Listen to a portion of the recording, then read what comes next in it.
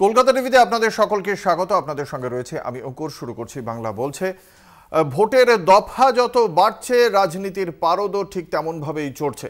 একই রকমভাবে আজকে আমরা দেখতে পেলাম মমতা বন্দ্যোপাধ্যায় থেকে প্রধানমন্ত্রী নরেন্দ্র মোদী যার যার রাজনৈতিক অবস্থান থেকে বিরোধী রাজনৈতিক দলকে আক্রমণ করছেন তারা। মমতা বন্দ্যোপাধ্যায় গতকাল যে বক্তব্য রেখেছিলেন সেই বক্তব্যে একটা সংশয় তৈরি হয়েছিল, শুরু হয়েছিল রাজনৈতিক জল্পনা। মমতা বন্দ্যোপাধ্যায় বলেছিলেন যে যদি ইন্ডিয়া জোট আসে, যে ইন্ডিয়া জোট আসার বিষয়ে গতকালও একই রকমভাবে প্রত্যয়ী ছিলেন তিনি, এবং তিনি বলেছিলেন ইন্ডিয়া জোট আসলে সেখানে সরকারকে বাইরে থেকে সমর্থন করবে তৃণমূল কংগ্রেস।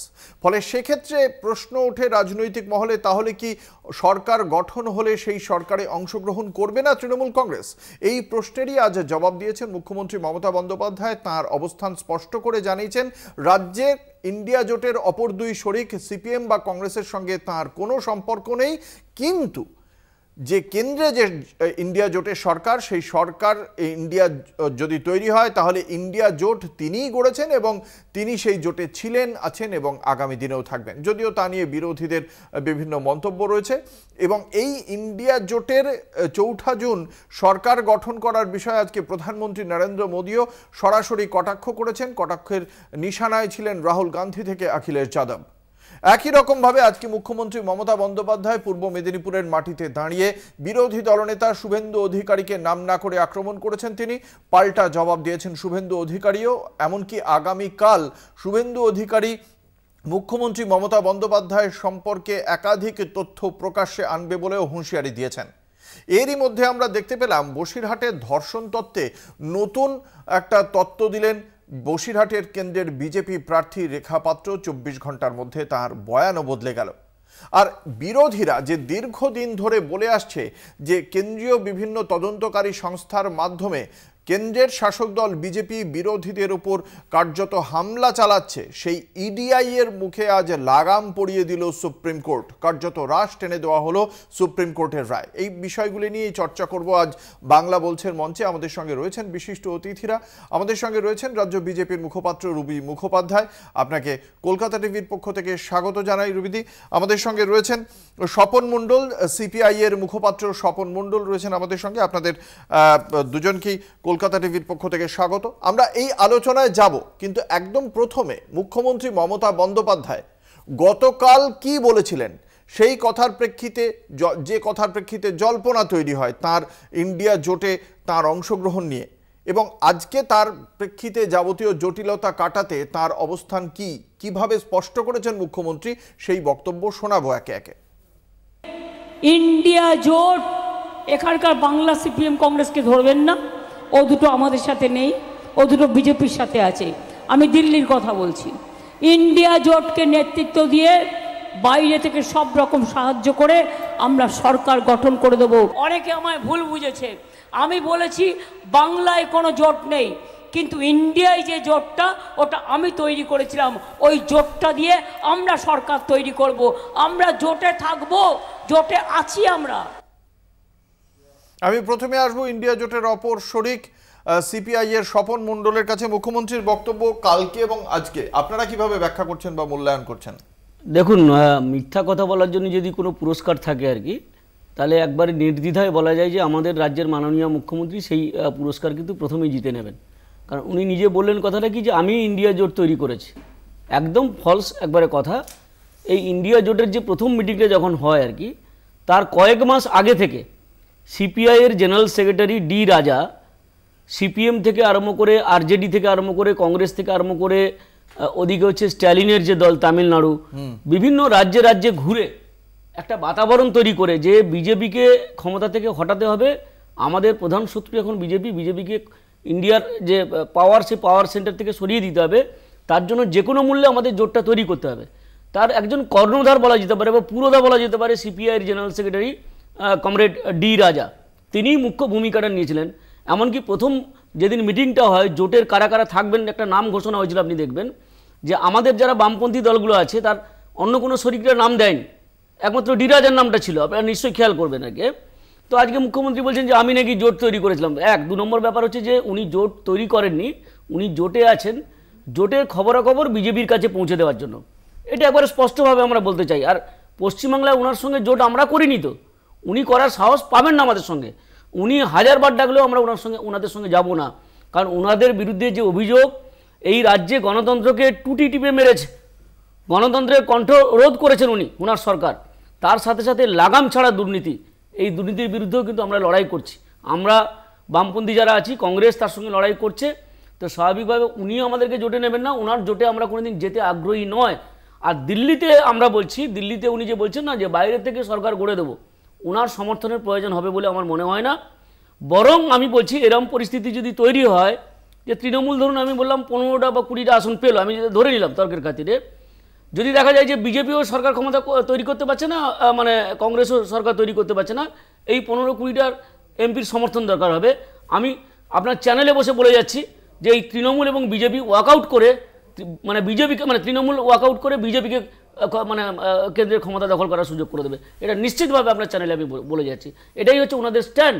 কারণ গত 5 বছরে আমরা দেখেছি। আপনার অবস্থানটা বুঝতে পেরেছি, মমতা বন্দ্যোপাধ্যায়ের সম্পর্কে মূল্যায়নও বুঝতে পেরেছি। মমতা বন্দ্যোপাধ্যায়ের এই বক্তব্য সম্পর্কে বিজেপির কি মূল্যায়ন? বাইরে থেকে নেতৃত্ব দিয়ে মন্ত্রিসভা, ইন্ডিয়া জোটের মন্ত্রিসভা গঠন করে দেব, কালকে বলেছিল। বাইরে থেকে নেতৃত্ব দিয়ে, বাইরে থেকে কিভাবে নেতৃত্ব দেয়া যায়, আমি তো খুব ছোটোখাটো রাজনীতি করা লোক, আমি বুঝতে পারছি না যে বাইরে থেকে কিভাবে নেতৃত্ব দেয়া যায়। সমর্থন বলেছেন না, বাইরে থেকে নেতৃত্ব দিয়ে, আপনি আরেকবার শুনুন, এই নেতৃত্বটা কিভাবে দেবেন সেটা আমি বুঝতে পারছি না। এবং বাইরে থেকে নেতৃত্ব দিয়ে সমর্থন করে ইন্ডিয়া জোটের একটা মন্ত্রিসভা গড়ে দেবো, তার মানে কি উনি বলতে চাইছেন যে আমি যদি ইন্ডিয়া জোট ক্ষমতায় না আসে, যেটা আসবেই না, তখন ইন্ডিয়া জোট ক্ষমতায় না এলে আমি এখানে নেই, আমি বাইরে আছি। আর ইন্ডিয়া 1998 এবং 1999 অটল বিহারী বাজপেয়ীর যখন সরকার ছিল তখনও বাইরে থেকে সমর্থন দিয়েছিলেন মমতা বন্দ্যোপাধ্যায়। আমি বলিনি। আর নেতৃত্ব দেয়া মানে উনি কি ভাবছেন উনি প্রধানমন্ত্রী হবেন? ইন্ডিয়া জোট যদি, যেটা কোনোদিন হবে না, ক্ষমতায় আসে, তাহলে উনি প্রধানমন্ত্রী হবেন? উনি হবেন না রাহুল গান্ধী হবে না? আপনি বলছেন যদি আসে, যদি ইন্ডিয়া জোট আসে, তাহলে হঠাৎ করে প্রধানমন্ত্রী নরেন্দ্র মোদীর বক্তব্য এরকম ভাবে বদলে যাচ্ছে কেন? বক্তব্য বদলানো, প্রধানমন্ত্রী নরেন্দ্র মোদী কিছুদিন আগে পর্যন্ত কে লুঙ্গি পরে, কাদের কতগুলো বাচ্চা, এই সমস্ত বলছিলেন। আবার আজকে হঠাৎ করে শোনা যাচ্ছে তিনি কি বলছেন, আমার বাড়ির পাশে ওরা থাকতেন, আমরা ওদের বাড়িতে যেতাম, আমার বাড়িতে ঈদ সেলিব্রেট হতো। এই কথাগুলো হঠাৎ করে বলার প্রয়োজন হচ্ছে কেন? যেহেতু উনি ভারতবর্ষের প্রধানমন্ত্রী এখনো আছেন এবং আগামী, তাহলে লুঙ্গি পরাদের দিকে একসময় আঙুল তুলেছিলেন কেন? বলতে দিন। এবং উনি আগামী 4 তারিখের পরে উনি আবার এখানকার প্রধানমন্ত্রী হবেন। তো প্রধানমন্ত্রী তো উনি সকলের প্রধানমন্ত্রী, লুঙ্গি পরাদেরও প্রধানমন্ত্রী, ধুতি পরাদেরও প্রধানমন্ত্রী। তো উনি সেটাই বলতে চেয়েছেন যে আমি সকলের প্রধানমন্ত্রী, আমি কারোকে আলাদা করে দেখি না। এবং সত্যি সত্যি উনি কারোকে আলাদা করে দেখেন না। উনি তো চিনতে পারেন, আপনাদের দল তো চিনতে পারে কে চিড়ে খেয়ে বাংলাদেশি, কে লুঙ্গি পরে মুসলিম। কারা চিনতে পারে আলাদা করে, সে হচ্ছে মমতা ব্যানার্জি। যখন মমতা ব্যানার্জি যেখানে মুসলিম প্রধান, সেখানে মাথায় হিজাব পরে বেশ ঘোমটা টোমটা দিয়ে উনি ওখানে গিয়ে বক্তৃতা দেন, কারণ জানেন, চিনতে পারেন যে এরা প্রধান, এরা হচ্ছে প্রধান বিরোধী, এই মুসলিম বিশেষ একটা সম্প্রদায়। আর হিন্দুদের সামনে গিয়ে উনি হিন্দুদের কথা বলেন। আর উনি তো খুব চিনতে পারেন, কেউ সারের দাম কেন বৃদ্ধি হয়েছে সেটা বললেই এ মাওবাদী। তারপরে উনি বসে যখন ম্যাডাম প্রধানমন্ত্রী চিনতে পারেন না বলছেন, এই লুঙ্গি টুঙ্গির কথা বলেন যখন, তখন এই যে এত লোকের এত বাচ্চা হয়, কাদের বাচ্চা নিয়েও তিনি বলেন, বিরোধীদের বলেন সংখ্যালঘু তোষণ, আর হঠাৎ করে তিনি বলেন পাকিস্তান খুশি হবে যদি কংগ্রেসের ক্ষমতায় আসে, আর পাকিস্তানের ব্যবসায়ীরা প্রধানমন্ত্রী নরেন্দ্র মোদী হোক এটা চাইছে। কোনটা সঠিক? তোমরা তো জানো যে ইন্ডিয়া আউট করা হচ্ছে, ইন্ডিয়া আউট বাংলাদেশে হচ্ছে, পাকিস্তানে হচ্ছে, তাহলে পাকিস্তানের ব্যবসায়ীরা বলছে মোদি আসলে আমরা খুশি হব। ইন্ডিয়া কোনটা সঠিক বলুন তো? ইন্ডিয়া, তার কারণ আজকে 250 টাকা পাকিস্তানে আটার দাম। যদিও আমি ইন্টারন্যাশনাল কথা বলতে চাই না, নরেন্দ্র মোদী এলে খুশি হবেন কেন না?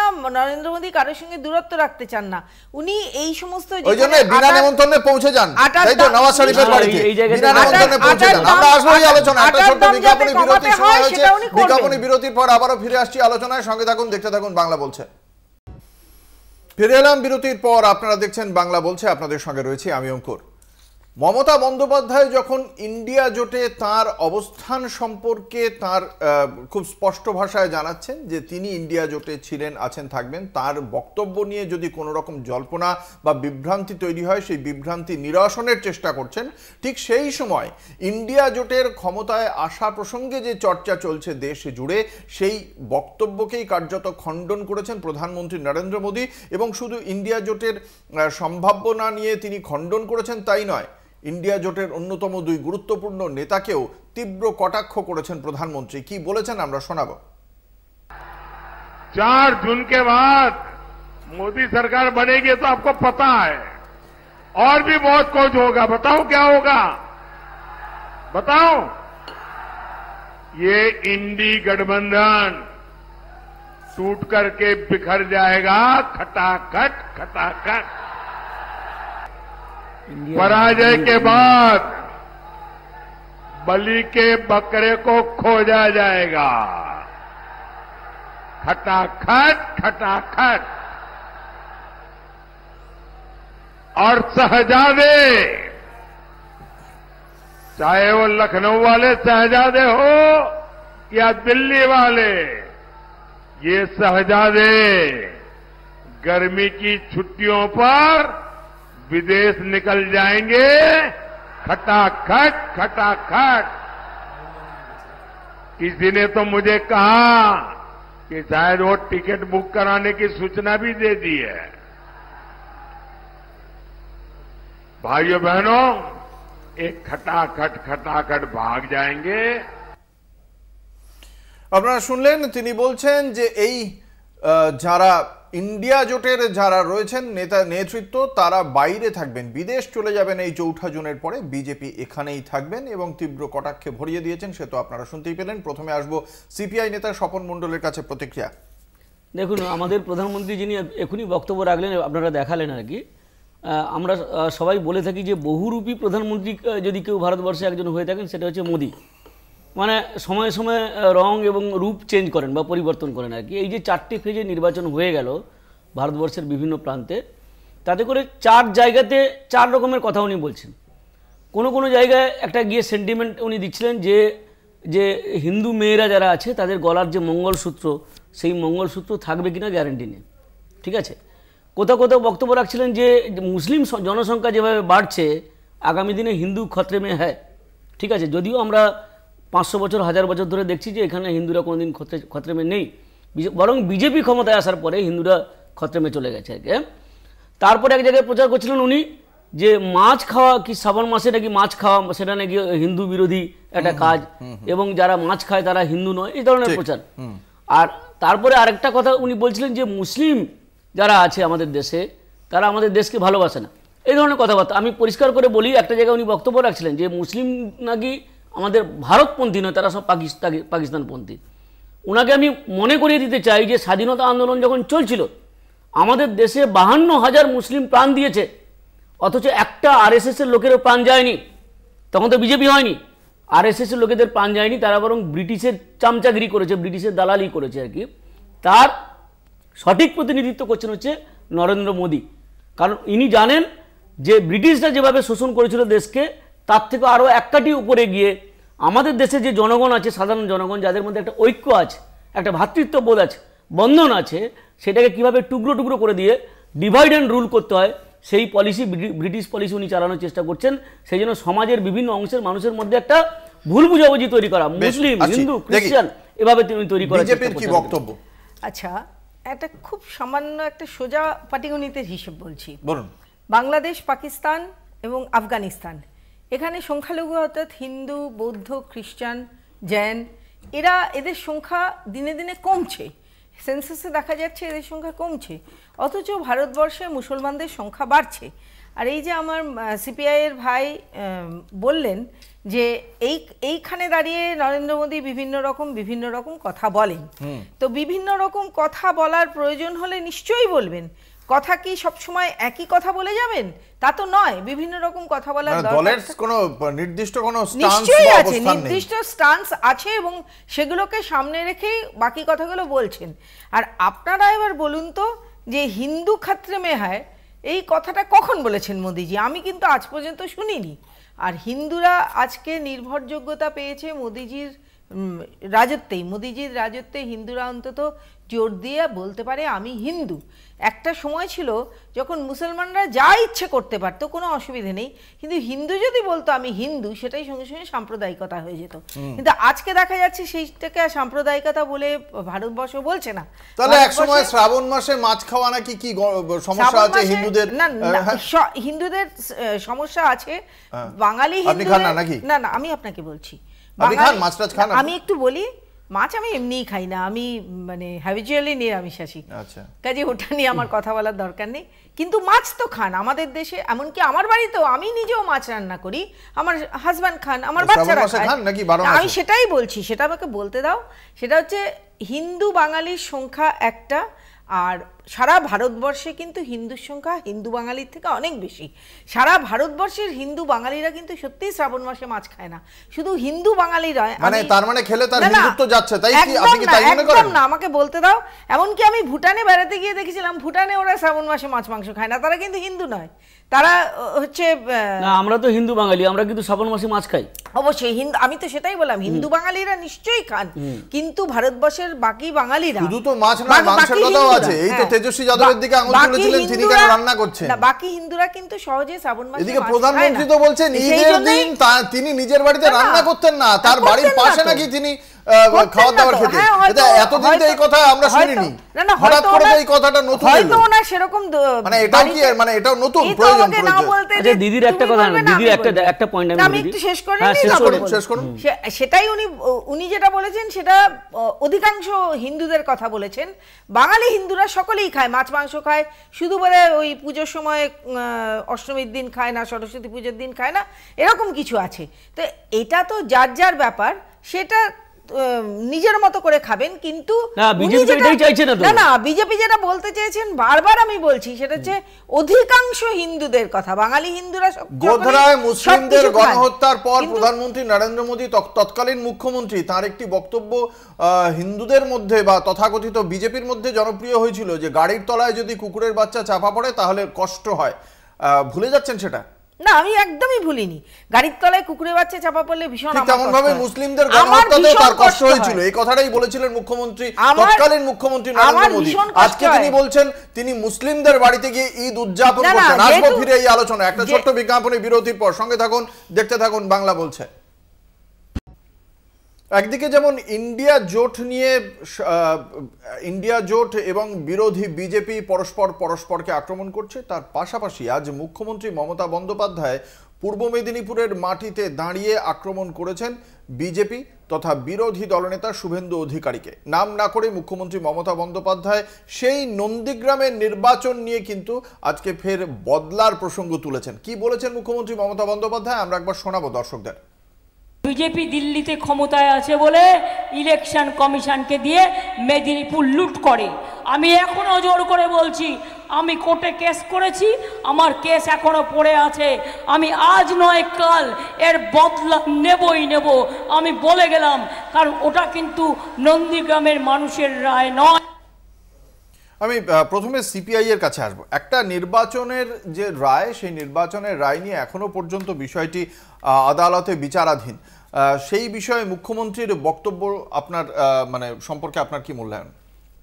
দেখুন, বিষয়টা হচ্ছে যে যদিও অপ্রাসঙ্গিকভাবে এটাকে আজকে অবতারণা করেছেন আর কি, কারণ হচ্ছে যে শুভেন্দু অধিকারী বারবার বলে থাকেন না যে আপনাকে হারিয়েছি। এটা সবসময় রাতে ঘুমানোর সময়, ঘুমোতে যাওয়ার সময় মনে করেন, আবার রাতের বেলায় ঘুমোতে অনেক সময় লাফিয়ে ওঠেন, এই ধরনের কথা বলে শুভেন্দু। সেই কারণে হয়তো মমতা বন্দ্যোপাধ্যায় নন্দীগ্রামের মাটিতে দাঁড়িয়ে বা পূর্ব মেদিনীপুরের মাটিতে দাঁড়িয়ে হঠাৎ করে এই কথা উচ্চারণ করেছেন। এখন বিষয়টা হচ্ছে যে এটা তো অনেক আগেকার ঘটনা এবং প্রায় সেটেল, কোর্টে কেস হচ্ছে, মানে হয়তো 2026 সাল পেরিয়ে যাবে, তখনও কোনো রায় আসবে না, দেখবেন আপনি পরিস্থিতিটাই দাঁড়াবে আর কি, তাই না? কারণ আমরা এই যে মানিকতলা বিধানসভায় মারা গেছে একজন বিধায়ক, সেই ইলেকশন করা নিয়ে এখনো কি চলছে বাজারে আমরা দেখতে পাচ্ছি। তো এটা হচ্ছে ভোটের হাওয়াটাকে গরম করা আর কি। অথচ ওই শুভেন্দু অধিকারী, যিনি বিরোধী দলনেতা হিসেবে আছেন, যদিও আমরা সবসময় বলে থাকি উনি হচ্ছেন নকল বিরোধী দলনেতা, মানে শুভেন্দু না, এই যে বদলার কথাটা বলছেন সেটাকে কিভাবে মনে করছেন? একেবারে কিছু না, উনি কোনো বদলাই নেবেন না। কারণ হচ্ছে আমরা জানি যে বারবার করে বলেন যে গদ্দার, তুমিও যখন তৃণমূলে ছিলে অনেক টাকা পয়সা লোকের কাছে নিয়েছো, বিজেপি বিজেপি থেকে থেকে বলে, বলে, আপনি বলছেন অথচ বদলা নেবে না, তৃণমূল বিজেপি কি সরকার মনে করে? বদলা নয় বদল চাই, স্লোগানটা মনে পড়ে গেল হঠাৎ। তার মানে এখানে কি হচ্ছে, বদল নয় বদলা চাই? উনি তো কম্পার্টমেন্টাল মুখ্যমন্ত্রী, উনি হেরেছেন, হেরে আবার একটা জায়গা থেকে এসে একজনকে সরিয়ে দিয়ে তুমি সরে যাও, আমি এখান থেকে দাঁড়াবো, দাঁড়িয়ে উনি জিতেছেন। এবং সেটাও কিভাবে জিতেছেন আমরা জানি, একেবারে নিজের গড়ে নিজের সমস্ত কিছু রিগিং টিগিং করে জিতেছেন। নাহলে মমতা ব্যানার্জি বা পিসিমার যাই বলি না কেন, পিসিমার জেতার কোনো জায়গাই নেই, পিসিমার জিতবেনই না ওয়েস্ট বেঙ্গলে। হ্যাঁ, যে পরিমাণ দুর্নীতি, যে পরিমাণ আকাশ ছোঁয়া টাকা ওনারা চুরি করেছেন উনি আর ভাইপো মিলে, এবং ভাইপো আর উনি 75 ভাগ পেয়েছেন আর বাকি 25 ভাগ বাকি লোকেরা পেয়েছে, এই যা চুরি করেছেন, এবং চাকরি চুরি, তারপরে মিড ডে মিল চুরি, কি চুরি করেন। সেই চুরি নিয়ে আসবো, তার আগে আমরা একবার শোনাবো বিরোধী দলনেতা শুভেন্দু অধিকারী, তিনি আজকে মুখ্যমন্ত্রীকে কি জবাব দিয়েছেন। কালকে ঠগি পিসি আসছে হলদিয়াতে, সব গরু বেঁধে রাখবেন, কালকে একটাও গরু ছেড়ে রাখবেন না, বাড়িতে জামা কাপড় শুকোতে দেবেন না। শুভেন্দু অধিকারী আজকে যে বক্তব্য রেখেছেন সেই বক্তব্য আমরা শোনাবো দর্শকদের।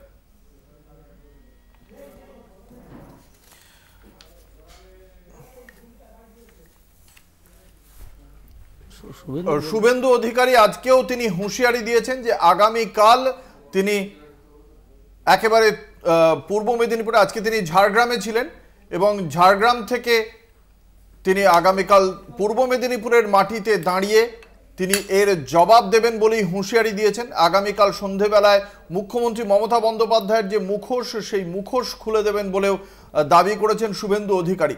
আমরা শুনবো এই বিষয়ে বিজেপির বক্তব্য।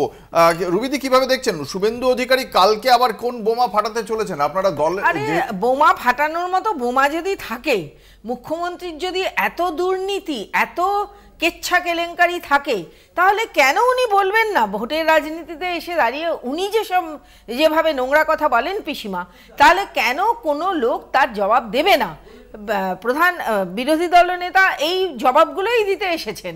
জবাবগুলো কেননা আপনি যদি এসে আমাকে চিমটি কাটেন আর আপনি ভাবেন যে আপনাকে আমি চিমটি কাটবো না বা একটি থাপ্পড়ও মারবো না, তাহলে তো হয় না।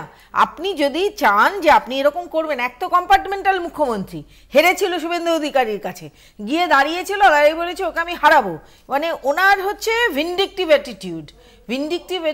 আর উনি হ্যাবিচুয়াল লায়ার, যা পারেন তাই করেন, হ্যাবিচুয়াল লায়ার, অনেক কিছুই বলছেন। আমরা একবার শোনাই শুভেন্দু অধিকারীর বক্তব্যটা আজকে ঠিক কি ছিল।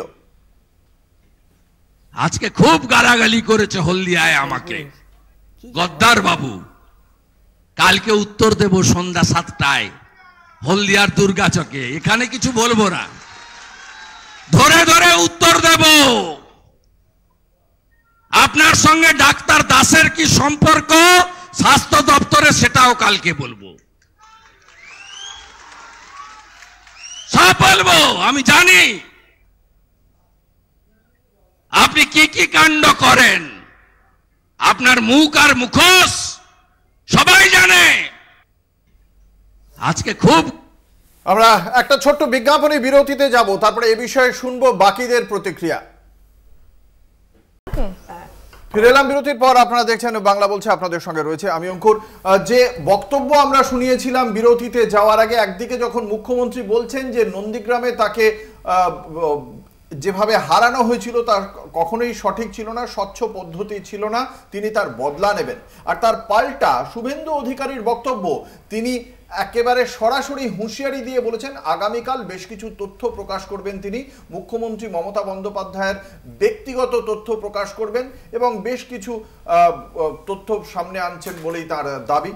আমরা সেই বক্তব্য শুনিয়েছি। ইতিমধ্যে আমাদের সঙ্গে এই আলোচনায় যোগ দিয়েছেন আরো দুজন বিশিষ্ট অতিথি, আমি দর্শকদের সঙ্গে তাদের পরিচয় করিয়ে দেবো। আমাদের সঙ্গে রয়েছেন তৃণমূল কংগ্রেসের মুখপাত্র বসুন্ধরা গোস্বামী আমাদের সঙ্গে রয়েছেন, এবং রয়েছেন প্রদেশ কংগ্রেসের মুখপাত্র অশোক সরকার। আপনাদের দুজনকে কলকাতা টিভির পক্ষ থেকে স্বাগত জানাই। আমি প্রথমে আসব এই বিষয়ে তৃণমূল কংগ্রেসের মুখপাত্রের কাছে, যে শুভেন্দু অধিকারী সরাসরি বলছেন মুখ্যমন্ত্রী মমতা বন্দ্যোপাধ্যায়ের সম্পর্কে এই ধরনের মন্তব্য, কি বলবেন?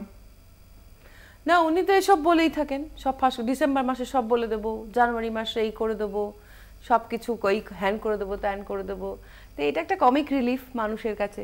সিরিয়াস নির্বাচন চলছে, এর মধ্যে যদি কিছু বলেন তো ভালোই। যা বলবেন জানবেন আমরা খুব বোল্ডলি সেটার মোকাবিলা করব। কিছু বলে দেওয়া অত সহজ নয়, আর বলে দিলেই সে বলাটার এত গুরুত্ব থাকবে এটা ভেবে ফেলাও অত সহজ নয়। নির্বাচনে গত চতুর্থ দফা নির্বাচনে বুঝতেই পারছে যে বিজেপির যতজন হেভিওয়েট আছে সকলের পেছনে একটা করে কোয়েশ্চেন মার্ক পড়ে গেছে। এখন কিছু বলতেই হবে তো, ঠিক আছে বলুন। স্বাগত ওনাকে, উনি বলুন। অশোকদা কিভাবে দেখছেন এই বক্তব্য? আমি দেখুন, এই শুভেন্দু অধিকারীর কোনো গুরুত্ব দিচ্ছি না আমি, কারণ উনি মহিলাদের মানে শুদ্ধ ভাষায় বলছি, মহিলাদের চিৎকার করে ওপেন পাবলিক মিটিংয়ে বলেছে বরাহ নন্দন, শুদ্ধ ভাষায় বলছি। তো এই কথা যে বলতে পারে, আর আরেকজন ওনাদের প্রাক্তন সভাপতি এবং রাজ্য এই কেন্দ্রীয় সহসভাপতি তিনি বলেছেন মানে বারমুডা পরে, না বারমুডা না, সারা বলেছেন, পেরে গেছেন। তো এই যাদের কালচার বা সংস্কৃতি হয় তারা আবার কি বলবে? তাদের বলার কোনো মুখ আছে? তাদের নিজেদের যে কেসগুলো আছে, আমি একটা একটা করে বলি, আমি যদি বলি তো ওনারা পালিয়ে যাবেন। গাড়ির মধ্যে টাকা দিচ্ছেন আর কি করেছেন সে ছবি অনেক ক্যামেরা মানে আপনাদের রিপোর্টারদের কাছে আছে, সেগুলো তো সবাই জানে। আগের নির্বাচনে, বিধানসভা নির্বাচনে একটা কথা বলি শুনুন, বেশ কয়েকটা সেনসিটিভ মামলা চলছিল যখন পশ্চিমবঙ্গে, সেই সময় উনি বলছেন সব জানি, সব বলে দেব, সব ফাঁস করে দেব। আচ্ছা, তো যদি আপনি জানেন এবং আপনি যদি ভারতবর্ষের নাগরিক হন, একটি মামলা চলছে, সেখানে সে বলুন আপনি, তাহলে পরে তো মামলায় সুবিধা হয়। আপনি উইথহোল্ড করে রেখেছেন কেন ইনফরমেশন? বসুন্ধরা ঠিক একই রকম ভাবে আজকে মুখ্যমন্ত্রী বলেছেন, মুখ্যমন্ত্রী আজকে ঠিক একই রকম ভাবে বলেছেন 10 বছর ধরে এই বাপ বেটা কিছুই করেনি, যা করার আমি করেছি। তারা কিভাবে লুটে পুটে খেয়েছেন আমি জানি। তো 10 বছর ধরে তাঁরই সরকারের মন্ত্রী হিসেবে থেকে শুভেন্দু অধিকারী লুটে পুটে খেলেন, তিনি কিছু পদক্ষেপ করলেন না? না, উনি যে ভেতরে ভেতরে এত বড় ছেঁদা করে যাচ্ছেন সে বিষয়ে তো ধারণা ছিল না। উনি ভরসা করেছেন প্রায় 26টা না 32টা ডিপার্টমেন্ট ওনার নজরদারির ওপরে মুখ্যমন্ত্রী ভরসা করে রেখেছিলেন, কিন্তু ভেতরে ভেতরে উনি এইরকম আরেক অ্যাম্বিশনে, মানে পলিটিক্যাল অ্যাম্বিশনে এত দূর উন্মত্ত হয়ে উঠেছেন, এই ধারণা তো ছিল না। মুখ্যমন্ত্রী কেন, মানে ওনার কেন্দ্রে যারা ছিলেন, ওনার কনস্টিটুয়েন্সির মধ্যে ছিল কারণ এই রবি মুখোপাধ্যায়ের কাছে আমার প্রশ্ন, আজ শুভেন্দু অধিকারী যে ইঙ্গিত করেছেন তা আপনিও বুঝতে পেরেছেন, এটা কি আপনার মনে হয় যে কুরুচিপূর্ণ মন্তব্য? দেখুন, আমি শুনিনি, আমি শুনিনি কথা, আপনাকে তো শোনালাম, আরেকবার শুনবেন? আপনার প্রয়োজন আরেকবার শোনার? আরেকবার শুভেন্দু অধিকারীর বক্তব্যটা আরেকবার শোনানো হোক, সবাই শুনতে পাবেন, আরেকবার শোনান। আজকে খুব গালাগালি করেছে হলদিয়ায় আমাকে গদ্দার বাবু স্টুডিওতে। কালকে উত্তর দেব সন্ধ্যা 7টায় হলদিয়ার দুর্গা চকে। এখানে কিছু বলবো না, ধরে ধরে উত্তর দেব। আপনার সঙ্গে ডাক্তার দাসের কি সম্পর্ক স্বাস্থ্য দপ্তরে, সেটাও কালকে বলবো, সব বলবো। আমি জানি আপনি কি কি কাণ্ড করেন, আপনার মুখ আর মুখোশ সবাই জানে। কি বলবেন নারীদের সম্পর্কে? এই সম্মান প্রকাশ্য জনসভায় এই সমস্ত কথা বলছেন, আপনি একজন মহিলা হয়ে সমর্থন করেন? আপনি মুখ্যমন্ত্রীকে নারী বলে বলবেন না। মুখ্যমন্ত্রী নারী নন। মুখ্যমন্ত্রী বা প্রধানমন্ত্রী না না, আমাকে বলতে দিন। মুখ্যমন্ত্রী বা প্রধানমন্ত্রী এদের কোনো জেন্ডার হয় না, এরা একটা পদ। এবং আপনি যদি এমন কিছু আপনার মধ্যে থাকে তথ্য যে আপনার ফাঁস করে দেওয়ার মতো তথ্য আপনি অলরেডি মানে করে বসে আছেন, তাহলে কেউ যদি বলেন যে তাকে অপমান করলে তিনি সে অপমানের বদলা নেবেন, যে ঠিক যেভাবে মমতা ব্যানার্জি বলেছে, মমতা ব্যানার্জি তো নির্বাচনী স্বচ্ছতা নিয়ে বলেছেন। না, বলেছেন আমি বদলা নেব। হ্যাঁ, বদলা নেব, নির্বাচনে স্বচ্ছভাবে হয়নি সেই জন্য বদলা নেবেন তিনি। বদলা নেবেন। আর এটা এই বক্তব্যটা কি আপনার কি মনে হয়? বদলা নেবেন কার উপরে? না, আপনি বদলাটা বদলে আপনি একজন নারী হয়ে বলুন এই বক্তব্যটা সঠিক কিনা। দলনেতার এগেইনস্টে বদলা নেবেন। বেশ, আমি বুঝলাম আপনি একজন নারী হয়ে বলুন এই বক্তব্যটা কিভাবে সমর্থন করেন। বদলার গল্পটা তো তুলেছেন মুখ্যমন্ত্রী নিজেই। তাহলে মুখ্যমন্ত্রী যদি বদলার গল্প তোলেন, তাহলে এই একটা কথা আছে না যে ঢিলটি ছুঁড়লে পাটকেলটি হবে। আমি বুঝলাম টিট ফর ট্যাট, কিন্তু তার জন্য এইখানে আমি তো আবার আপনাকে বলছি যে এই পদগুলো কোনো জেন্ডার হয় না, মুখ্যমন্ত্রীর কোনো জেন্ডার হয় না, প্রধানমন্ত্রীর কোনো জেন্ডার হয় না, রাষ্ট্রপতির কোনো জেন্ডার, অর্থাৎ যা বলেছেন সঠিক বলেছেন, আপনি সমর্থন করছেন তাই তো? আপনি সমর্থন করছেন, আসছি, আপনি সমর্থন করছেন। এখনো আপনাদের এটা ভালো করে পরিষ্কার করে আপনি বুঝতে পারেননি, আরো শুনবেন। আপনি সমর্থন করছেন একজন মহিলা না হিসেবে। না, আমি সমর্থন করতাম না যদি আমি ভালো করে শুনতে পেতাম। আমি যদি শুনতে পাইনি, আপনি অর্থাৎ ওর কাছে সম্ভবত এই কথাটা উনি কখনো শুনতে পাবেন না, কারণ সিলেক্টিভ লিসনার আমার ধারণা।